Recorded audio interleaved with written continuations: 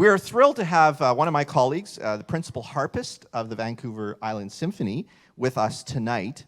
As a touring musician, her performance credits are impressive. She's played with virtually every symphony here in BC. She has appeared in various Disney soundtracks, as well as the famous Fly Over Canada. Some of you might have seen it in Vancouver, the virtual theater performance. She's rubbed shoulders with musical royalty such as Andre Bocelli, Josh Groban, and Sarah McLachlan, to name a few. And she's a gold medal teacher with the Royal Conservatory, and as well, she's on staff at the Vancouver Symphony School of Music. However, if you would ask her what her greatest accomplishment is, she would say her greatest opus is her 5-year-old son, who is himself on his own musical journey. Please help me in welcoming Lani Krantz.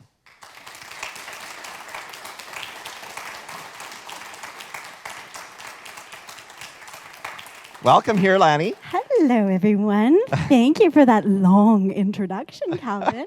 I feel very important and maybe a little shy. Now, I'm just curious. I'm going to read you a little description, and I want your reaction to this, Lani. Okay. Some of you might be familiar with the Garrison Keillor's Lutheran's Guide to the Orchestra. And in that humorous piece, he describes the harp as follows. Having a harp is like living with an elderly parent in very poor health. It's hard to get them in and out of cars, and it's hard to keep them happy. It takes 14 hours to tune a harp, and it only stays in tune for about 20 minutes, or until somebody opens a door. Now we know, Lani, there are depictions of harps that go back 4,500 years to ancient Egypt, but there are surprisingly few classical pieces written for harp and strings like today. So here we are. We have an instrument that is hard to transport, hard to tune, with literal literature written to play in a symphony or in a chamber music. My question is, why did you choose the harp? Well, Calvin, why indeed? That is a very, very good question. However, I have another 3 hours of tuning to do before we play the next piece. I don't think I have time to answer it. No. Did you ever hear the one about the harpist that played in tune? I don't think so. Yeah. Me neither. But you are absolutely correct. Living with the harp is like traveling with an ailing companion your entire life. But I think we can all agree that the work that the harpists put into loving our harps is worth it. It's a beautiful, beautiful instrument. And the more we take care of the harp, the better it takes care of us, too. We don't get the creaks and cracks on stage if we take good care of it. So that's a good thing. And the harp, you're also correct, is an ancient instrument. And in the last 200 years or so, the mechanism of the harp has been reinvented and redeveloped. And there's been a lot of work that's gone into bringing the harp into a position where it can compete with other instruments of the orchestra and can play more chromatically.